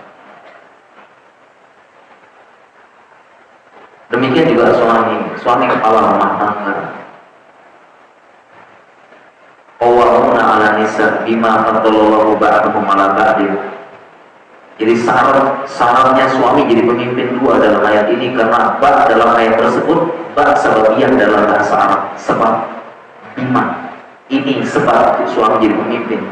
Bima faddalallahu ba'dahum 'ala ba'din, karena Allah melebihkan suami daripada istri. Apa yang dilebihkan? Pertama, dilebihkan logika, nggak pakai perasaan. Yang kedua, dilebihkan kekuatan badan, cari uang. Yang ketiga, dilebihkan kontrol jiwa. Suami lebih sabar, Suami lebih bisa, suami lebih mengontrol emosi. Dan memang dalam rumah tangga suami yang lebih dituntut lebih mengontrol emosi. Jangan kebalik, suami yang lebih drama-drama daripada istri. Suami lebih banyak ngapok, suami lebih banyak sayang driver. Ini kan perempuan bukan pemimpin ya. Suami yang lebih tenang ketika konflik, ya. Suami yang yang lebih mengontrol emosi. Kenapa pemimpin? Kalau perusahaan tidak ada sifat pemimpin seperti itu, kacau perusahaan. Apa dia kesalahan udah pecat aja, nggak becus, nggak bisa, ya. Udah hancur aja deh sekalian. Itu kan perempuan banget itu ya. Nah, laki-laki dituntut, makanya laki-laki. Tadi kalau untuk perempuan ya, untuk perempuan suami sudah kayak gitu, syukuri udah. Jangan menjadi standar TikTok, romantis, glowing, apa dan sebagainya. Syukuri kan. Sabar. Laki-laki juga begitu, ya. Dia harus lebih tenang, ada konflik, ya, lebih fokus, lebih mengontrol emosi. Itu syarat jadi pemimpin. Kalau tidak, bukan pemimpin.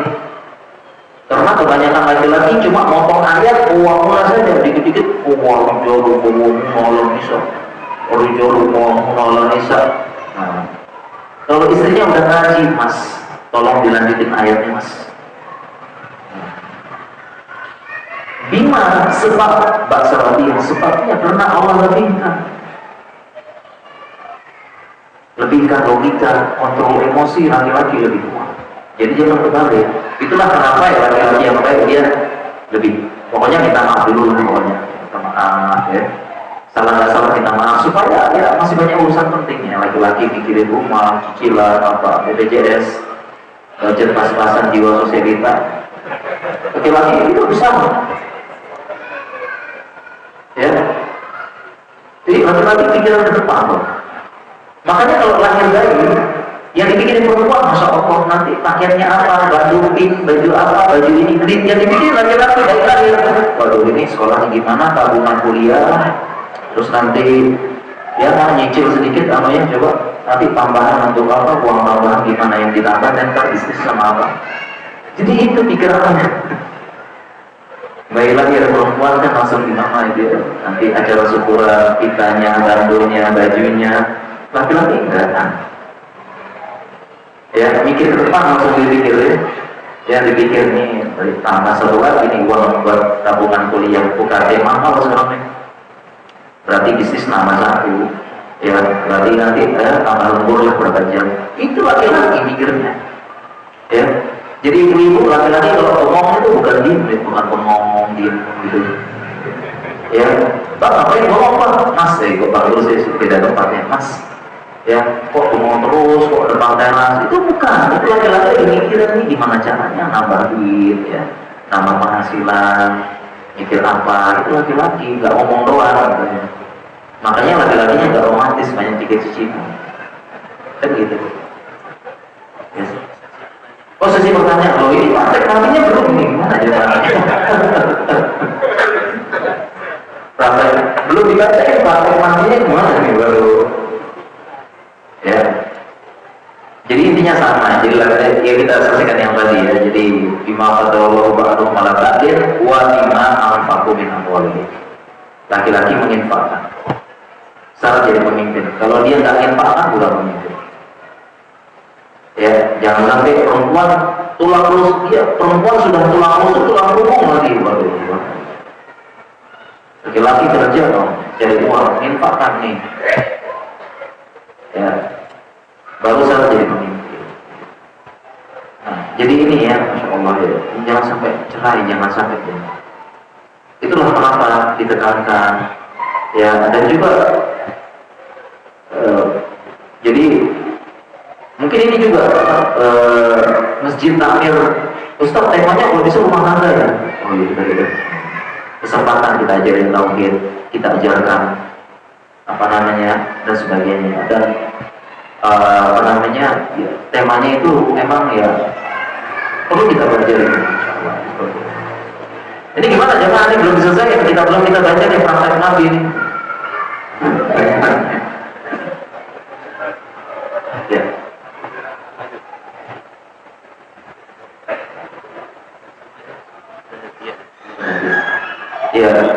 begitu, ini karena waktu terbatas jemaah ya. Tinggal 15 menit lagi jam 8. Ya, kalau begitu kita tanya jawab aja ya, insyaallah. Berarti prakteknya lain kesempatan aja jemaah, insyaallah. Mudah-mudahan saya bisa kesini lagi, insyaallah. Oke, ya. Dan mungkin ada hadiah juga ternyata. Jadi ternyata ada pertanyaan, ada hadiah juga, bagi-bagi hadiah. Ya, boleh berapa mungkin silahkan saya kembalikan. Ya, mau bertanya.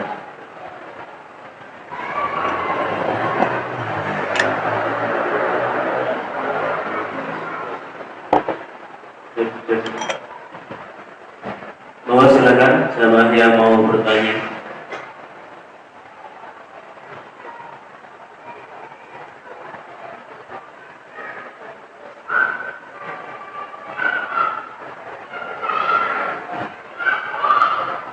Assalamualaikum warahmatullahi wabarakatuh. Izin bertanya Ustaz, tadi dipaparkan betapa rusaknya, betapa ngerinya ya dampak dari perpecahan rumah tangga. Ini mohon nasihatnya Ustaz.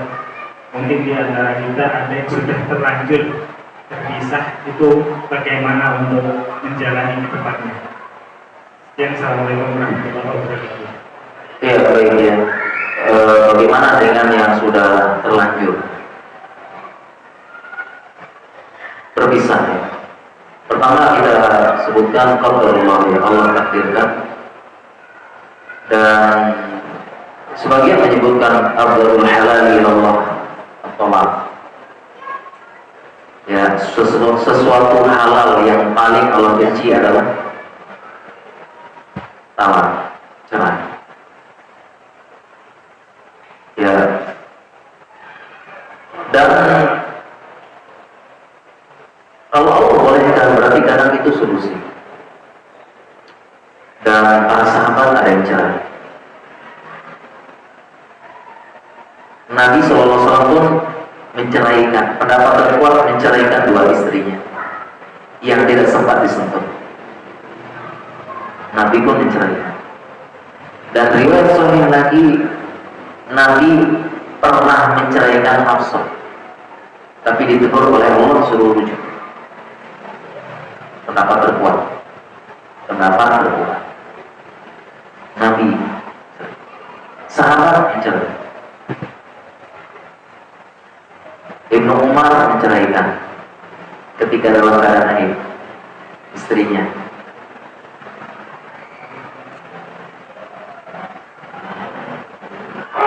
Zubair bercerai dengan Asma binti Abu Bakar di akhir hayat, di ujung-ujung cerai. Ya, terkadang itu adalah solusi. Ya, dan kita kalau dengar orang cerai nggak usah komentar, kita nggak tahu seluk-beluk tersebut. Dan jangan pernah membenarkan salah satunya sampai kita mendengar yang lain. Itulah hukum asal rumah tangga. Jangan pernah membenarkan sampai mendengar yang lain. Karena rumah tangga itu ada aksi, ada reaksi. Terkadang kita, suaminya zolim banget. Itu adalah reaksi dari aksi istri yang sebelumnya. Makanya kita jangan komentar. Ya. Jangan pernah, apalagi panas-panasin rumah tangga orang lain. Jangan. Ada yang curhat, nggak usah komentar. Sampai kita dengar pihak suaminya, sampai kita dengar pihak istri. Jangan, kok saya nggak kuat kayak gitu. Kok kamu kuat? Jadi udah, ini menghancurkan rumah tangga orang. Jangan. Ada aksi, ada reaksi. Gimana kalau ada kisah qadarullah? Qadarullah ya. Bisa jadi ini jalan terbaik. Karena memang tidak dipungkiri ada suami yang zolim, suami NPD, suami tidak tanggung jawab. Ya. Cara terbaik lepas. Selingkuh, mabok, judol, judi online, pinjaman selingkuh online, nggak tanggung jawab, nggak sholat lagi, udah cara terbaik insyaallah. tidak dimungkiri ada. Yang terbaik Allah. Nah, para jemaah sekalian, ternyata syariat kita ini mengatur bagaimana yang cerai itu bisa balik lagi.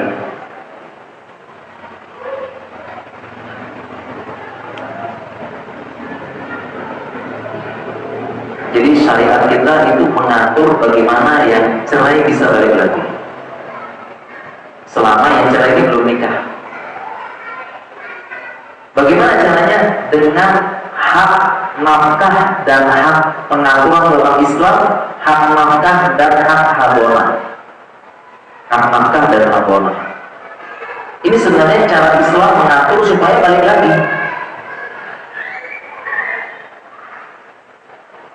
Hak hadonah, hak pengasuhan. Kalau di bawah 7 tahun biasanya ibunya paling berhak. Ya. Tetapi nafkah dari bapak. Jadi meskipun bercerai, meskipun anak dibawa oleh ibu, hak hadonahnya ibu, tapi bapak tetap memberikan nafkah kepada anak tersebut. Wajib, meskipun dibawa oleh ibunya. Ini aturan Islam. Masalahnya di masyarakat sekarang, kalau dibawa sama ibunya, bapaknya pas tangan hilang, nggak tanggung jawab malah, tanpa kabar, apalagi nikah lagi lepas. Padahal dalam Islam, ya di bawah 7 tahun itu pasti hak ibu biasanya. Oleh bodi menetapkan ibu, ya karena boyru mumayyiz. Ya. Kemudian bapaknya wajib mengirimkan nafkah. Meskipun di bawah ibu. Ini aturan Islam. Dan sebenarnya konsep ini supaya dua orang tuanya ini bersatu lagi.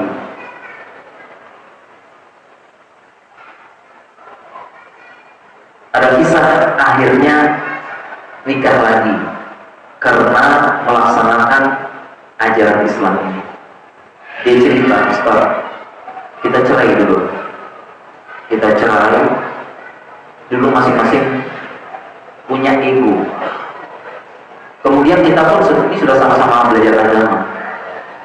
Kemudian anak saya bawa, tapi mantan suami saya ini tanggung jawab. Dia secara rutin tiap bulan ngirim duit transfer. Transfernya ke mana berarti? Transfernya kemana? Ya ke mantan istrinya. Gitu. Tanggung jawab. Tiap bulan dia transfer. Dan setiap dia transfer dia pun masih nanya, gimana anak? Nah, ya jelas anak kita ya, anak siapa gitu ya. Anak kita gimana? Ya, cukup nggak untuk beli susu? Cukup.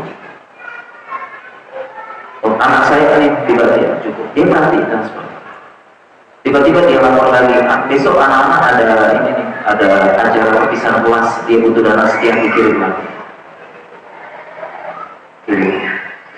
Jadi suaminya sambil ngirim sambil nanya kabar anaknya, gimana? Anak kita gimana? Ya, oh begini, dia begini. Nanya, sambil ngirim sambil nanya. Ya.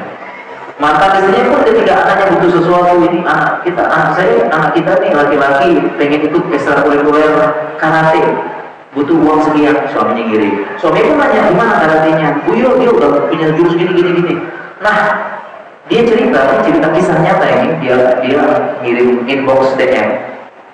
Dia cerita ke saya.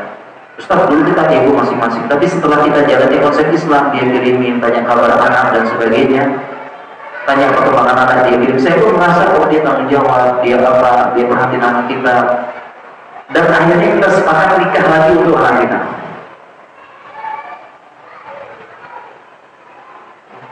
Nikah lagi. Karena istrinya masih merasakan suaminya menantang tanggung jawab. Oh ternyata dia masih tanggung jawab. Suaminya pun merasa dia masih kepikiran anaknya, itu anak saya dan daging saya. Saya harus tahu perkembangannya step by step, tahap per tahap dan sebagainya. Dia pun masih saya, masih apa dan sebagainya. Serta suami saya masih tanggung jawab, karena saya tahu dia pegang anak. Saya kan ajak anak saya makan di restoran. Kadang-kadang dia transfer lebih buat siapa, buat kami katanya. Ya memang jajan di restorannya buat anak mereka kami yang nemenin ya, dia transfer lebih, dia merasa akhirnya kami sepakat nikah lagi untuk anak-anak. Nah konsep Islam itu sebenarnya diatur oleh Allah untuk menikah lagi.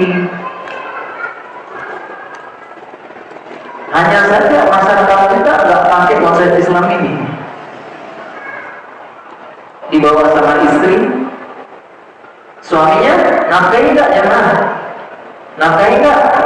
Enggak, campur. Istrinya sakit hati lagi. Tahu buat doa kalau nafkahi, istrinya apa? Pokoknya mah dia tanamkan kebencian kepada anaknya. Bapak enggak tanggung jawab, bapak begini tuh, gitu tuh. Akhirnya anak benci bapaknya.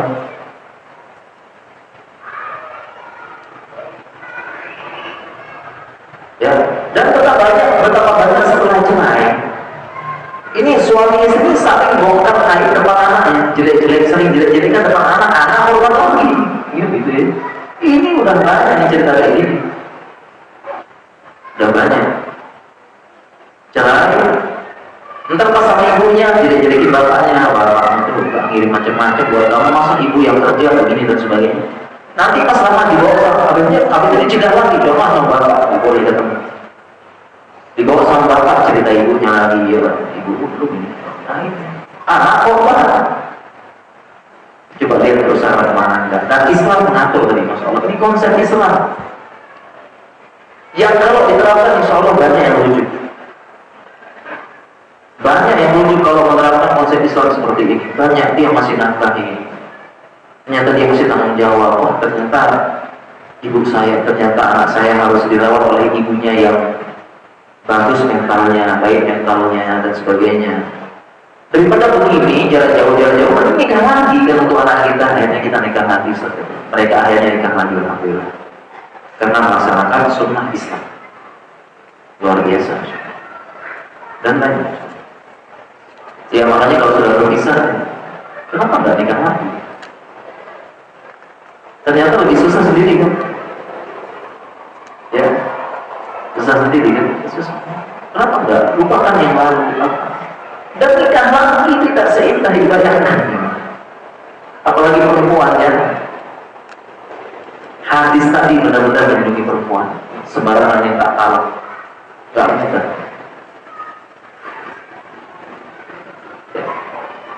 Kalau bisa gabung lagi, mungkin cerita tadi bisa menginspirasi.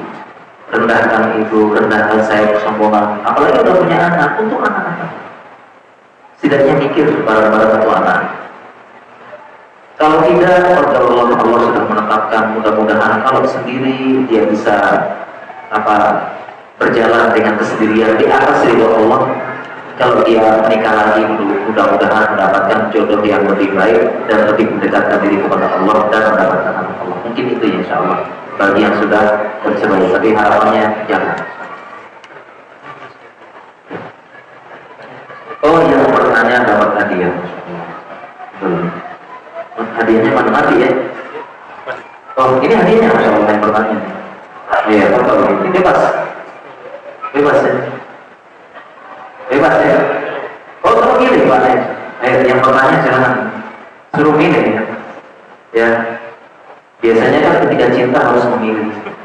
Ketika hadiah harus dipilih. Betul. Ya. Tanya. Oh silakan tanya. Assalamualaikum warahmatullahi wabarakatuh. Apa izin bertanya Pak? Apakah dibenarkan orang yang mau berumah tangga itu konsepnya didasari oleh rasa cinta Pak? Karena banyak sekali di masyarakat itu orang yang sudah berumah tangga setelah bertahun-tahun cinta itu hilang dalam diri seseorang. Akhirnya timbul cekcok dan rasa sudah nggak cinta lagi. Pertanyaannya apakah kembali lagi konsepnya ilmu dan tauhid itu tadi? Syukron, berkonflikum. Ya. Setelah menikah, cinta mulai luntur dan hilang, bahkan punah dan musnah.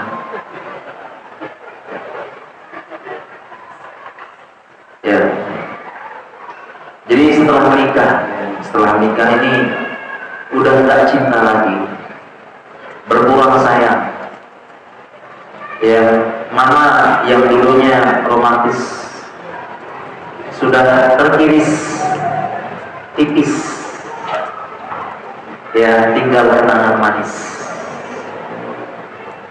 Mana yang dulu romantis?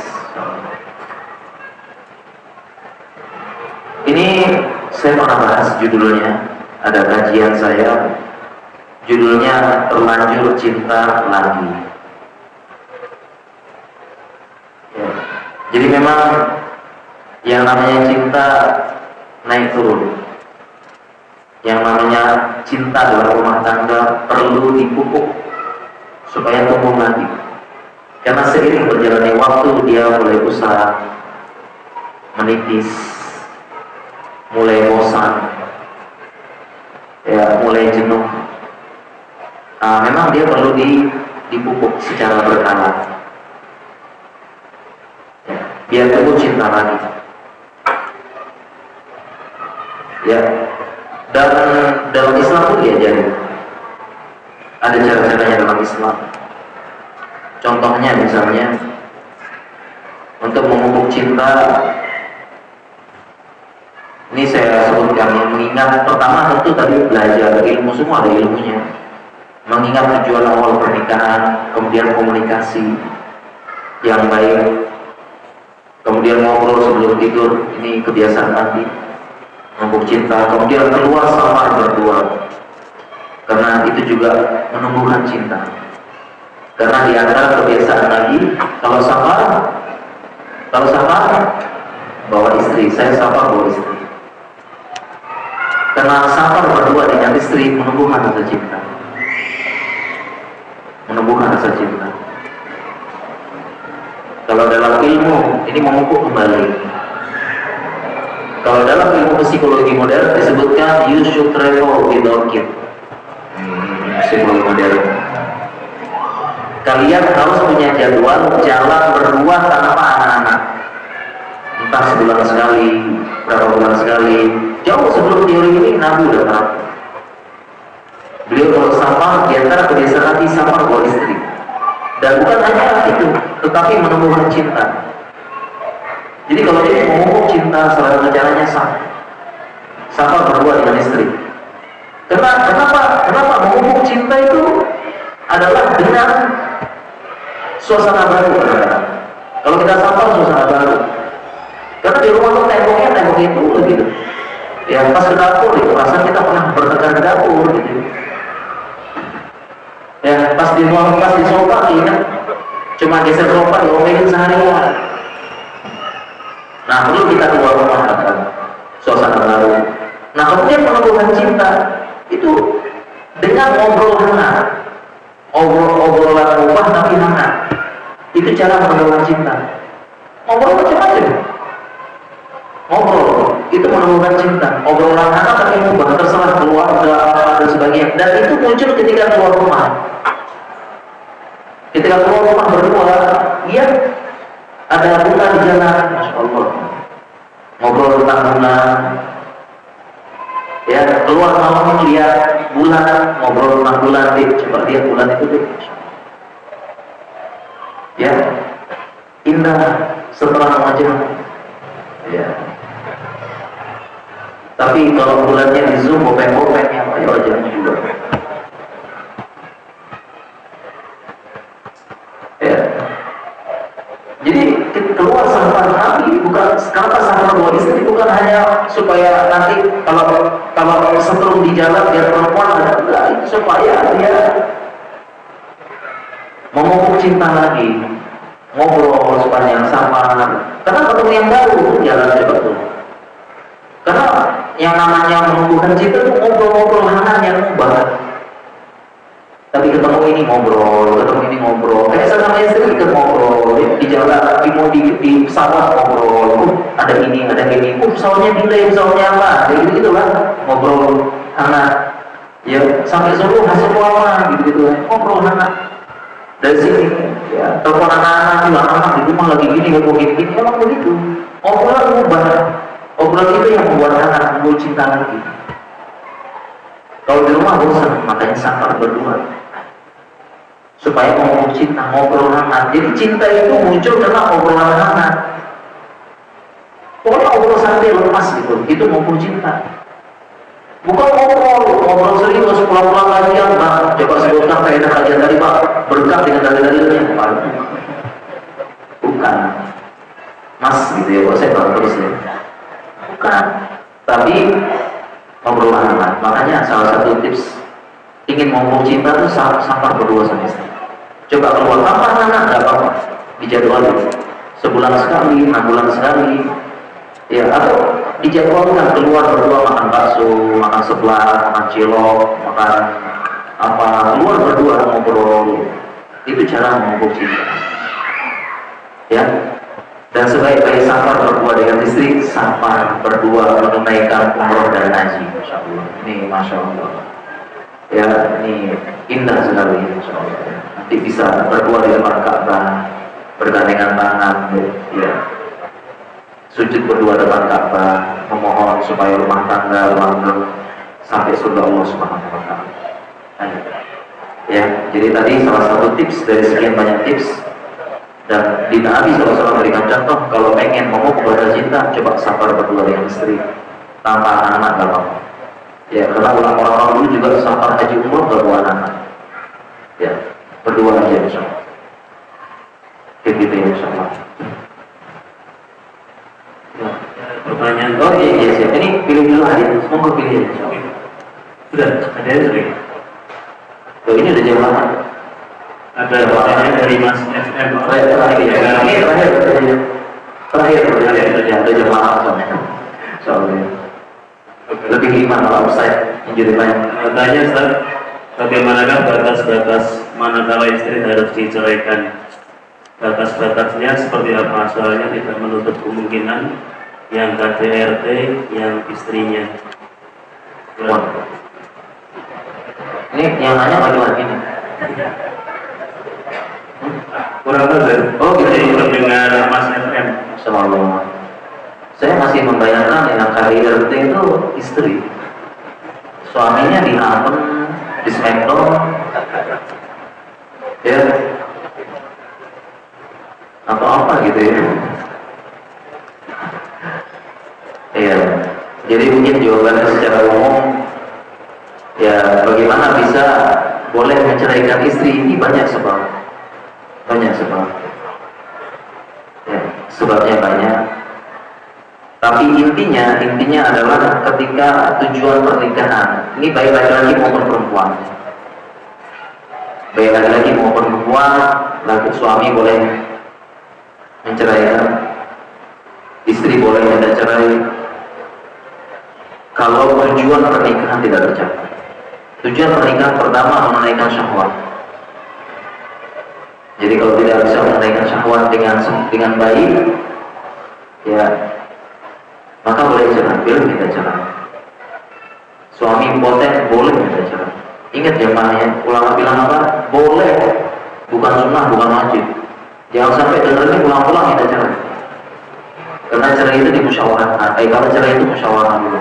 Ini boleh saja ulama ini, boleh tidak cerai, bukan sunnah, bukan wajib. Ya ingat boleh, ya boleh, bukan pulang-pulang langsung. Bang, ini dia saya tunggu nih mas. Ya akhirnya keluar juga. Ya. Pertama, tujuan pernikahan menunaikan syahwat. Kalau tidak bisa, suami impoten boleh. Gimana lagi?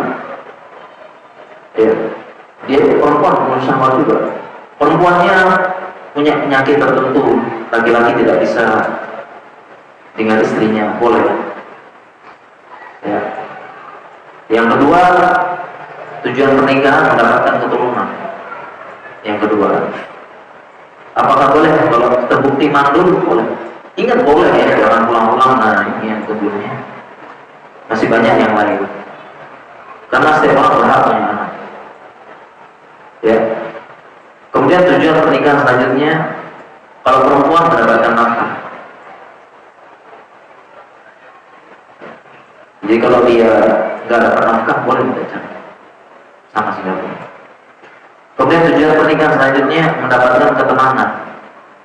Ya, kalau dia benar-benar nggak tenang dan sebagainya, berbagai macam boleh kita cari. Ya, ini boleh kita cari.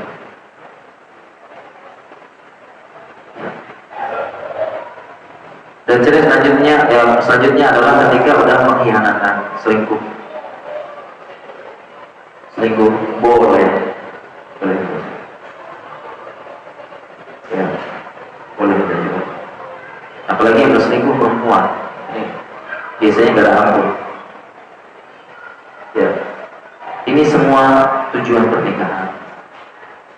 Boleh, minta ingat boleh. Ya, yang bukan sunnah, bukan wajib, bukan dianjurkan. Boleh kita. Ya, jadi itu yang diperbolehkan. Selebihnya sabar dengan kekurangan, sebagaimana kita berusaha bersabar dengan kekurangan, dia pun juga sama bersabar dengan kekurangan kita.